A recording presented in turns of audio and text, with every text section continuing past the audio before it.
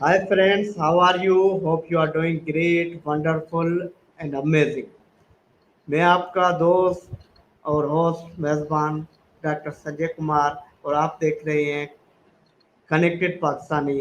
हर रोज़ की तरह मैं आज एक बार फिर एक बड़े ज़बरदस्त इंसान के साथ आप लोगों के साथ आया हूँ और आज भी हम कुछ नया सीखेंगे। तो जैसे कि आपको पता है कि नए सीखने की रवायत हम हर रोज़ जारी रखते हैं इस और हर रोज़ कुछ नया सीखते हैं, नए लोगों के साथ मिलते हैं, उनकी ज़िंदगी के तजुर्बात, उनके ज़िंदगी के एक्सपीरियंस से इंस्पायर होते हैं, किस तरीके से उन्होंने अपनी ज़िंदगी में जो एक्सपीरियंस है, ज़िंदगी में जो चैलेंजेस है उनको फेस किया और रेजिलेंट हुए, वो सारी चीज़ें सीखते हैं। तो ऐसे ही आज एक नौजवान के साथ मैं आया हूँ जिसका पाकिस्तान से है, शहरयार वसीम उनका नाम है। एंड्रॉयड गेम डेवलप करते हैं, ट्रेनिंग देते हैं, टीचर हैं और उसके साथ साथ जो हैं वो सोशल एक्टिविस्ट भी हैं। आइए उनसे बातचीत का सिलसिला जारी रखते हैं। तो अस्सलाम वालेकुम शहरयार वसीम, कैसी है तबीयत आपकी? बिस्मिल्लाहिर्रहमानिर्रहीम। वालेकुम अस्सलाम। सर, सबसे पहले तो आपका बहुत-बहुत शुक्रिया और आपकी इस ऑर्गेनाइज़ेशन का बहुत-बहुत शुक्रिया कि आपने एक प्लेटफ़ॉर्म प्रोवाइड किया हम जैसे यंगस्टर्स को कुछ नया सिखाने के लिए, कुछ नया बताने के लिए और अपना एक्सपीरियंस शेयर करने के लिए। सबसे पहले तो बहुत-बहुत शुक्रिया आपका। और अल्हम्दुलिल्लाह सर, मैं बिल्कुल ठीक हूँ। आप कैसे हैं सर? बिल्कुल, मैं भी बड़े मज़े में हूँ और मदद कर रहा हूँ। सबसे पहले मैं आपके इस वैल्यूबल टाइम के लिए मशहूर हूँ कि आपने अपने शेड्यूल से बिजी शेड्यूल से टाइम निकाला और हमारे साथ लाइव आए कुछ बातचीत करने के लिए, कुछ अपने तजुर्बात शेयर करने के लिए। तो इसके लिए मैं आपका तहे दिल से शुक्र करता हूँ। तो जैसे कि मैंने जज़ाकल्लाह। आपके बारे में तो बता दिया, मैं चाहता हूँ कि आप अपने बचपन के बारे में बताएं, आपका बचपन कैसा रहा, आपने लाइफ में कौन कौन से चैलेंजेस फेस किए और उसको ओवरकम कैसे किया, वापसी लाइफ में कैसे आए, तो इसके बारे में बातचीत करें जी। सर, बेसिकली मेरा जो ताल्लुक है वो हैदराबाद से है, जो कराची के ही बिल्कुल पड़ोसी शहर कहलाता है हैदराबाद। मैं वहाँ की मेरी मतलब वहाँ से मेरा ताल्लुक है और मैट्रिक मैंने वहीं से किया था और उसके बाद फिर इंटरमीडिएट में मैंने हैदराबाद से ही कंटिन्यू किया।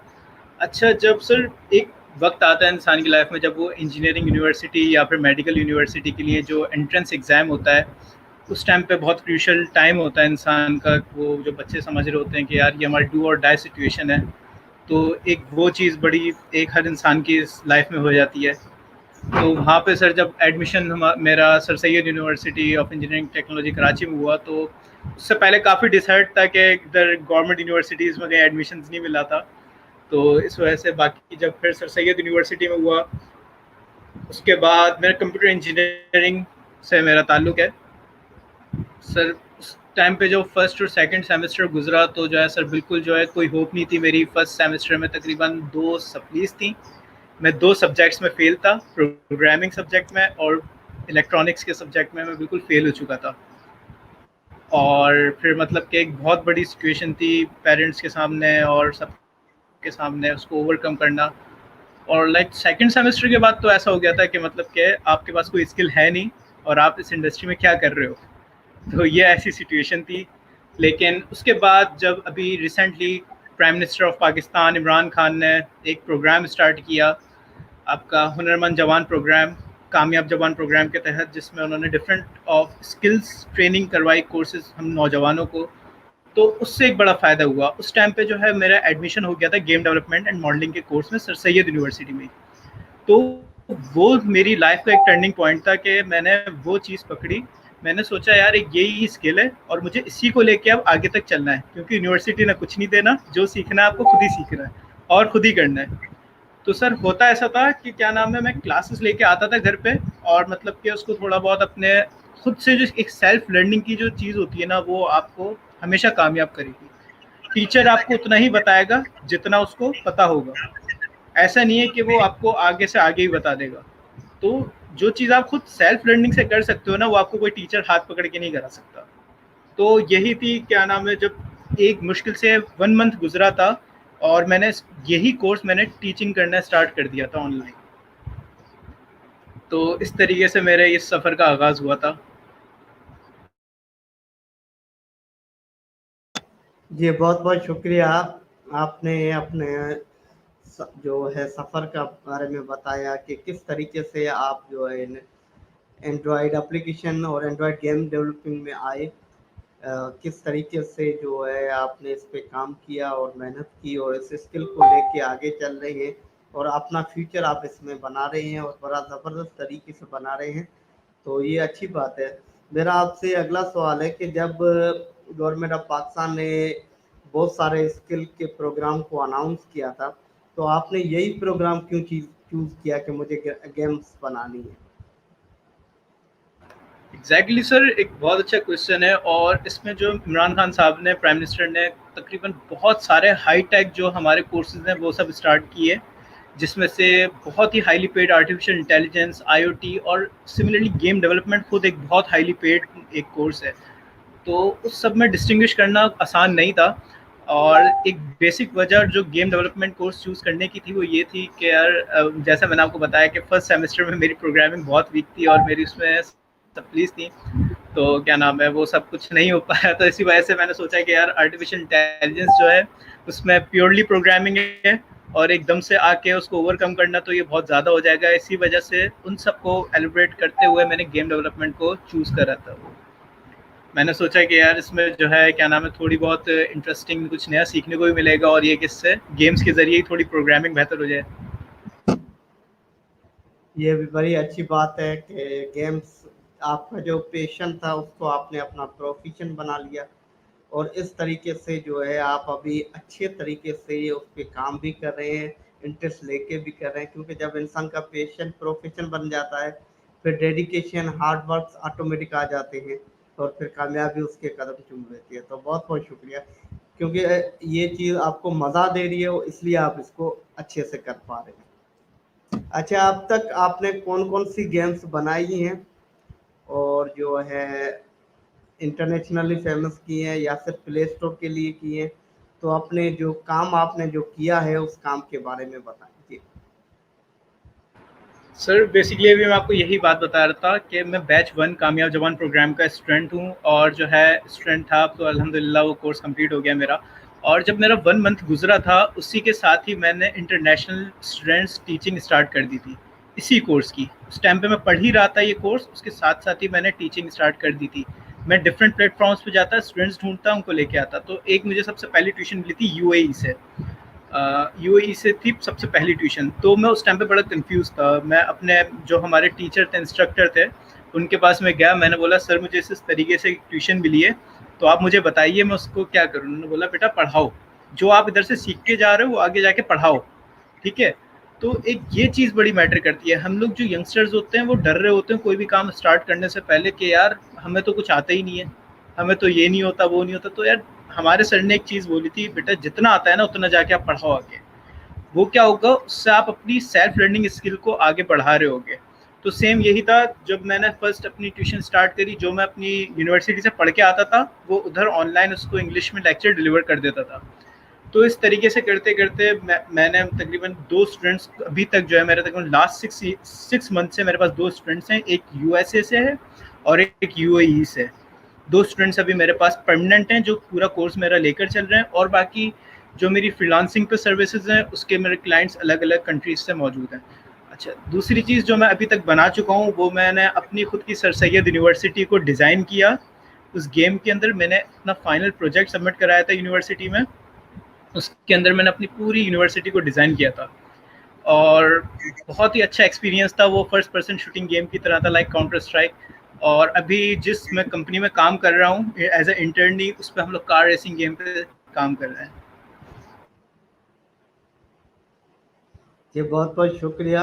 बड़ी प्यारी बात आपने कही और बड़ी ज़बरदस्त बात कही आपने कि जिस कंपनी में आप काम कर रहे हैं और उसके साथ-साथ आपने जो जो काम किए अपने गेमिंग से रिलेटेड, अपने इस पैशन के रिलेटेड, आपके इसको पैशन कहूँ, प्रोफ़ेशन कहूँ, जिसमें आपने जो सारी चीज़ें अचीव की हैं उसके बारे में शेयर किया, अपने स्टूडेंट के बारे में, अपने यूनिवर्सिटी एक्सपीरियंस के बारे में। तो बड़ा मज़ा आता है कि जब एक पौधा जो है ना, वो बढ़ता है और उसके बड़ा-सा ट्री बन जाता है तो फिर उसके ब्रांचेस निकलते हैं, फिर और मज़ा आता है। तो आप पौधे से भर के एक ट्री बन गए हैं, अब आप ब्रांचेस दे रहे हैं, लोगों को सिखा रहे हैं, तो ये बड़ा प्यारा काम कर रहे हैं। तो मेरा आपसे अगला सवाल है कि जैसे आपने बताया कि आप एक अच्छे सोशल एक्टिविस्ट हैं, तो किस किस टाइप की सोशल एक्टिविटीज आप कर रहे हैं? अब तक कौन कौन से काम आपने एज ए सोशल एक्टिविस्ट किए हैं? अच्छा, एक और चीज, what is social activist? Social activist कौन होता है? थैंक यू सर, ये बहुत अच्छा सवाल आपने किया। सबसे जो आखिरी वाला सोशल एक्टिविस्ट जो था, सर बेसिकली अगर हम सोशली देखा जाए तो मतलब जो हमारे इर्द गिर्द के लोग हैं, जो हमारी सोशल लाइफ है उसमें एक्टिव रहना, that's called the social activist. ठीक है, जो हमारी जो सोशली हमारे जो आसपास के हमारे लोग हैं उनके साथ उठना बैठना, उनके साथ कम्युनिकेशंस, ये सब चीज़ें एक सोशल एक्टिविस्ट में आ जाती है। और पर्सनली मैं सर, मुझे बहुत ज़्यादा इन चीज़ों में इंटरेक्ट होना बहुत पसंद है। मेरी ट्रैवलिंग होती रहती है तकरीबन हर वीक, जो है मैं हैदराबाद से कराची, कराची से हैदराबाद आना जाना लगा रहता है। तो मैं कोशिश करता हूँ कि यार जितना हो सके मैं पब्लिक ट्रांसपोर्ट पे ट्रैवल करूँ, और पब्लिक ट्रांसपोर्ट से भी वो जो ट्रेन का सफ़र है, ट्रेन के सफ़र में मुझे मतलब कि एक आप डिफरेंट तरह के लोगों से, एक upper class, lower class, middle class, आप हर तरह के लोगों से मिल सकते हैं, और एक बहुत ही अलग एक्सपीरियंस होता है। तो सोशल एक्टिविस्ट का सर मैं आपको बताऊं, मेरा रिसेंट जब हमारी इंटरमीडिएट हो गई थी 2000, फर्स्ट ईयर मेरा कंप्लीट हो गया था 2017 में, मैं as a one nation foundation के नाम से एक ऑर्गेनाइजेशन मैंने और हमारे दोस्तों ने स्टार्ट की थी, जिसका बेसिकली मकसद ये था टू टीच। सबसे पहला हमारा प्रोजेक्ट था टू टीच। टीच क्या था, हमने जो स्टार्ट किया वो बेसिकली इस्लामिक स्टडीज़ से स्टार्ट किया था एज अ कुरानिक एजुकेशन। हमारा मोटिव ये था कि जो इंटरनेशनल जो हमारी कम्युनिटी है, जो इंटरनेशनली जो लोग रहते हैं बाहर, लाइक डिफरेंट कंट्रीज़ में, वहाँ पे इतनी नॉलेज नहीं है। तो हम लोगों ने ये सोचा कि यार हमें कम्युनिकेशन के लिए हमें इंग्लिश भी आती है, अरबिक भी थोड़ी थोड़ी आती है, और उर्दू भी आती है, और हिंदी वगैरह भी। तो हमने बोला ये जो है हम इस चीज़ को यूटिलाइज करते हैं, और बेसिक ये इसको प्रीच करते हैं और उनको टीच करते हैं इलेक्ट्रॉनिक एजुकेशन। क्योंकि आपको पता है मुस्लिम्स में जो है ना, इनमें बहुत सारी ऐसी चीज़ होती है जो लोग भटका देते हैं, इधर उधर निकाल देते हैं। तो उन चीज़ों को बचाने के लिए, उसको सिक्योर करने के लिए, तो सिर्फ हमने ये चीज़ स्टार्ट करी थी। उसके अलावा हमने जो डिफरेंट प्रोजेक्ट्स किए, उसके अंदर जो क्लॉथ डिस्ट्रीब्यूशन है और राशन की तकसीम वगैरह है, ये चीज़ जो हमारी अपनी ऑर्गेनाइजेशन करती आई रही है। इसके अलावा हमारा एक बहुत ही बड़ा प्रोजेक्ट था, वो ये था चाइल्ड लेबर के खिलाफ। जो चाइल्ड लेबर होती है उसके खिलाफ हमने एक बहुत एक्टिव एक्शन लिया था हमारी अपनी एरिया के अंदर।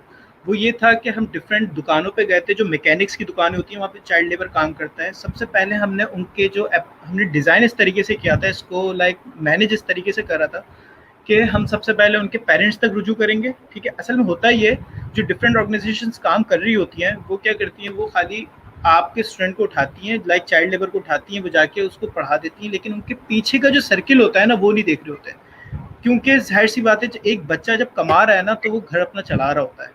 अगर आप उसको निकाल के खाली एजुकेशन के ऊपर लगा दोगे तो वो उसके कोई पेरेंट्स नहीं मानेगा भाई। कोई नहीं मानेगा कि यार हमारा एक घर चल रहा था, हमारे रोज़ की 200-300 रुपये आ रहे थे, आपने उठा के उसको लगा दिया, क्या नाम है, किसी पढ़ाई के लिए। उनके लिए पढ़ाई कुछ मायने नहीं रखती इस टाइम पर, उनके लिए खाना ज़्यादा इंपॉर्टेंट है।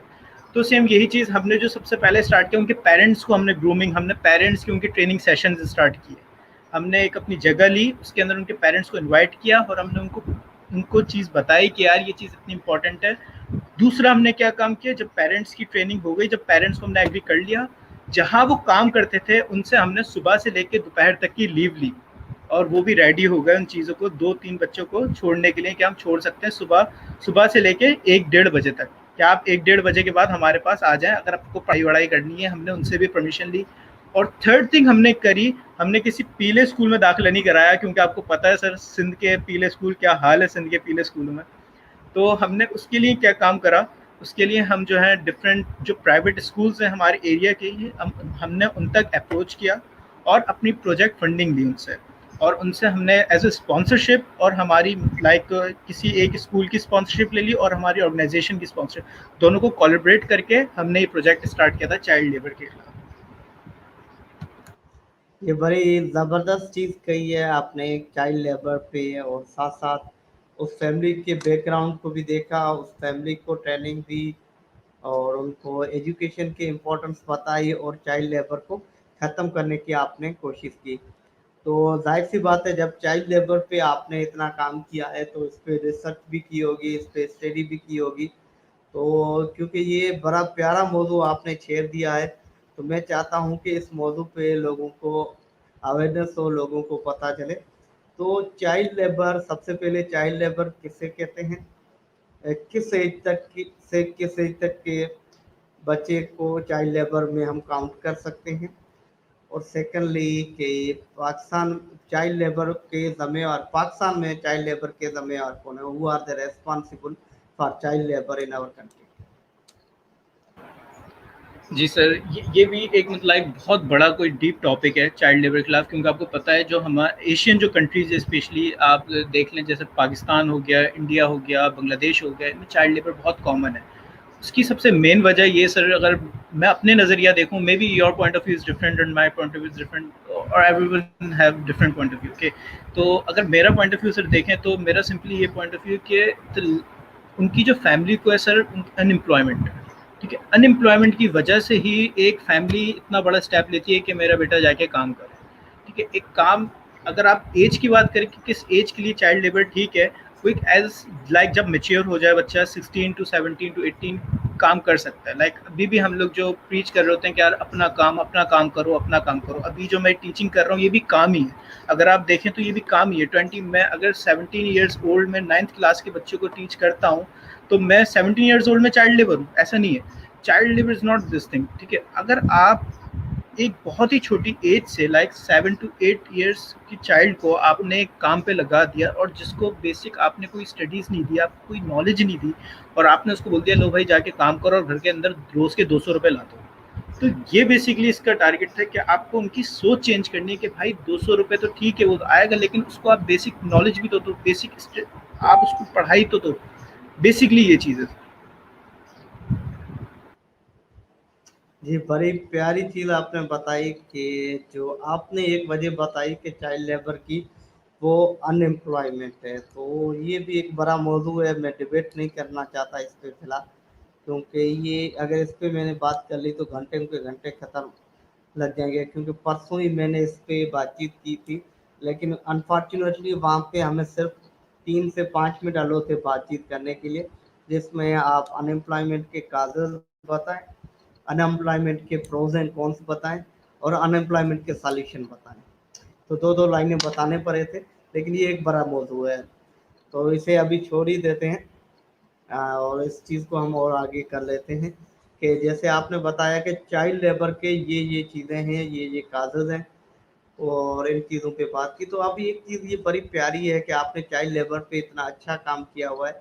तो हमारे मुल्क में चाइल्ड लेबर के क्या राइट्स हैं? क्या कानून के हिसाब से क्या प्रोटेक्शन के लॉज हैं, क्या कानून से क्या कानूनी पॉइंट्स हैं? तो उस पे थोड़ी डिटेल से बात करें जी।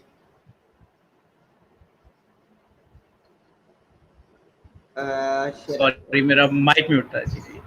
ठीक है, तो सर बेसिकली कानून तो हमारे मुल्क में हर चीज़ के, आप पूछे ही ना किस किस चीज़ों के कानून भरे पड़े हैं। आर्टिकल्स अगर आप बुक उठाएं तो रद्दियों की रद्दियाँ भरी पड़ी हैं कि क्या क्या चीज़ें नहीं हैं। असल में बात आती है इम्प्लीमेंटेशन की। लाइक 18 ईयर्स ओल्ड का बड़ा बच्चा अगर काम कर सकता है, तो उस पर इम्प्लीमेंटेशन कहाँ है भाई? लाइक जो हर दिन अभी रमज़ान मुबारक के अंदर हर डिप्टी कमिश्नर, हर कमिश्नर जो इतनी बड़ी बड़ी रेट लिस्ट सेंड करता है कानून के मुताबिक, उस पर इम्प्लीमेंटेशन का।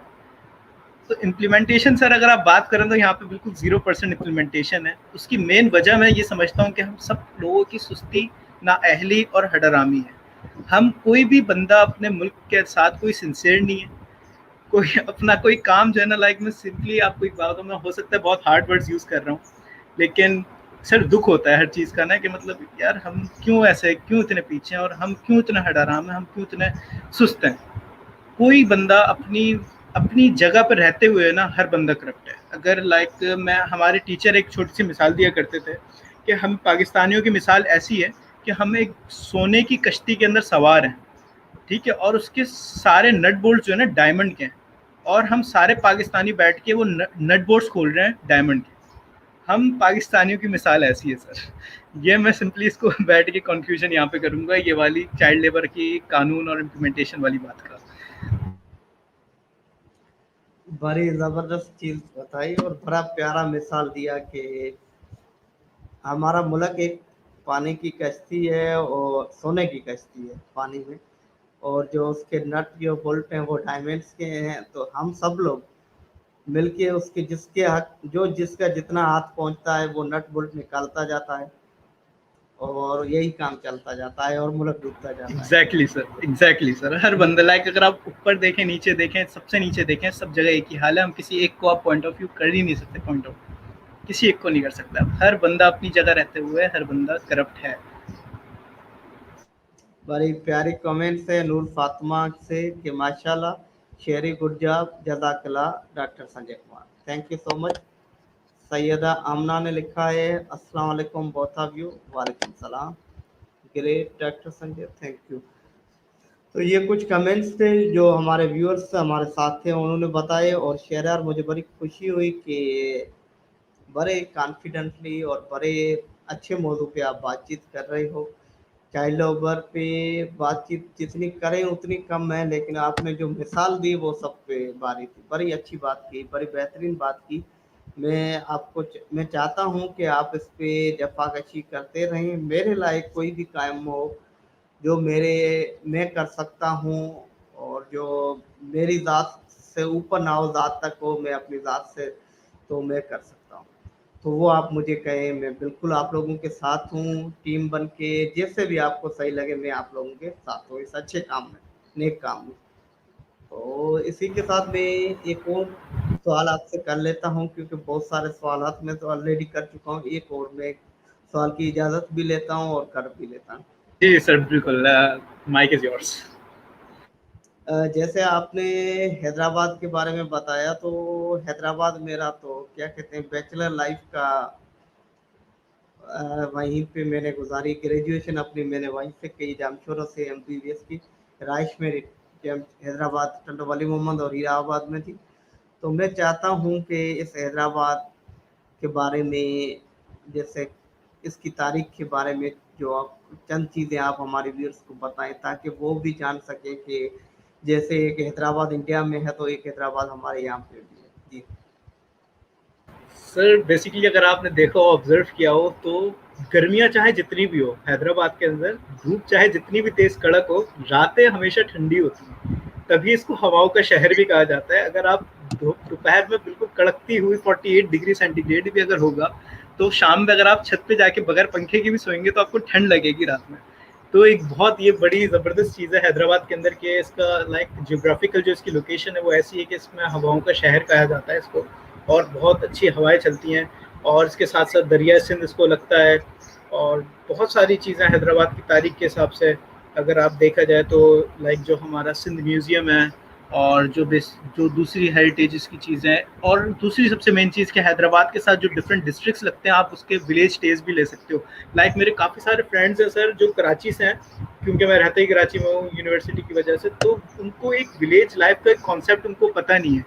तो वो एक शहरी ज़िंदगी में बिल्कुल मशगूल है। लेकिन अगर आप हैदराबाद की बात करें, तो अगर हम हैदराबाद से तो इधर से विद इन 15 टू 20 मिनट्स हम इधर टंडो जाम जा सकते हैं, थोड़ा सा आगे जाके एक विलेज टेस्ट हम ले सकते हैं।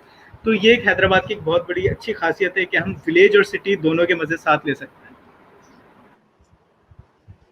जी, बहुत बहुत शुक्रिया शरियार भाई, आपने हैदराबाद के बारे में बताया। तो मैं यहाँ पे कुछ चीज़ें बताना चाहता हूँ कि हैदराबाद वो पुरअमन शहर था, इसकी बड़ी गलियाँ, बड़े कारखाने, बड़े व्यापार, बड़े बड़े प्यारा पुरअमन और सिंध का सबसे खूबसूरत और बेहतरीन शहर था। जब पाकिस्तान पार्टीशन से पहले तो इसकी बात ही कुछ और थी। वही पुरानी बिल्डिंग्स, पुराने लोग, वो चीज़ें बने हुए हैं। अनफॉर्चुनेटली ये पार्टीशन हुआ नहीं होता तो आज हैदराबाद कुछ और होता, क्योंकि वही पुरानी चीज़ें, पुरानी बिल्डिंगें आज भी हम देखते हैं। खासतौर पे हीराबाद में वो पुराने यस हवेली सर, आप। एग्जैक्टली यही मैं बता रहा था। हीराबाद का जो आप जहाँ पर रह रहे थे, तो वो भी बहुत, उधर भी काफ़ी सारी ओल्ड हेरिटेज, और हमारा पक्का किला और कच्चा किला, ये भी अगर आप देखें तो ये भी एक हेरिटेज है। इधर भी मैं बोलूँगा हमारी बदकिस्मती है कि हम उस हेरिटेजेस को संभाल के नहीं रख सके। बिल्कुल सर, बड़ी ज़बरदस्त चीज़ें थी वो। अभी भी वो देखते हैं ऐसी लग रही हैं, मतलब इतने सालों के बाद जैसे कल की बनी हो।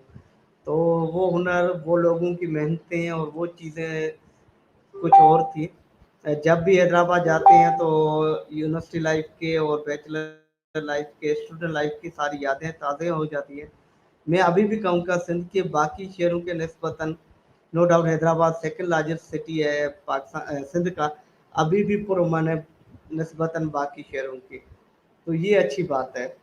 और इसके अलावा जो सबसे बड़ी चीज़ मैं यहाँ पे कहना चाहता हूँ कि पाक हैदराबाद इतना अच्छा, इतना मकबूल था कि पार्टीशन के बाद जो है पाकिस्तान सिंध का जो है जो इसे क्या कहते हैं, जैसे सिंध का हेडक्वार्टर अभी कराची है, तो उस वक्त पहला दारुल हेडक्वार्टर खिलाफा कैपिटल। वो जी, जी। कैपिटल हैदराबाद रखा गया था।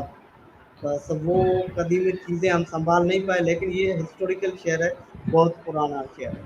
तो यही बहुत सारी चीज़ें हैं कि अगर मैं चाहूँ तो हैदराबाद पे अपने दिल की जितनी भी बातें कहूँ, लेकिन अल्फाज कम पड़ जाएंगे, क्योंकि इस सही शहर बात है। से मोहब्बत है। इस शहर से मैंने अपनी ग्रेजुएशन पूरी की है, तो जितनी मोहब्बत इस शहर से, जितनी मुझे मोहब्बत मेरे गांव से है, उतनी मोहब्बत इससे है कि मैंने अपनी ज़िंदगी की जो क्या कहते हैं ग्रोथ, वो यहाँ पे सीखी। तो बहुत बहुत सर शुक्रिया आपके इन दी टाइम एंड दिया। एक बात और बोलूँगा मैं हैदराबाद के लिए। जैसे जो बड़े शहरों के जो लोग होते हैं, हम लोग लाइक घूमते फिरते रहते हैं कराची वगैरह में, तो एक दूसरे को जानते नहीं है। एक सबसे अच्छी चीज़ क्या चीज़ है हैदराबाद में कि अगर आप इधर निकलो ना, तो आपको हर तीसरा बंदा आपका कोई ना कोई म्यूचुअल निकल जाता है। वो आपके फ्रेंड का फ्रेंड होगा, आपके किसी फैमिली मेंबर का फ्रेंड होगा। तो एक ये बहुत चीज़ है, लाइक लोगों के अंदर इंटरेक्शन बहुत ज़्यादा है यहाँ पे। अगर आपके एक मोहल्ले में कुछ हो गया है ना, तो बराबर वाला आपके साथ आके खड़ा हो जाएगा, आपकी पूरी गली आपके साथ आके खड़ी हो जाएगी। ये ऐसा बड़े शहरों में हमें देखने को नहीं मिलता है। ये भी चीज़ बहुत ज़्यादा है, इंटरेक्शन लोगों का आपस में बहुत ज़्यादा है, कम्युनिकेशन ज़्यादा है। बिल्कुल मैं आपसे एग्री हूँ, और बड़ी प्यारी पॉइंट आपने ऐड की।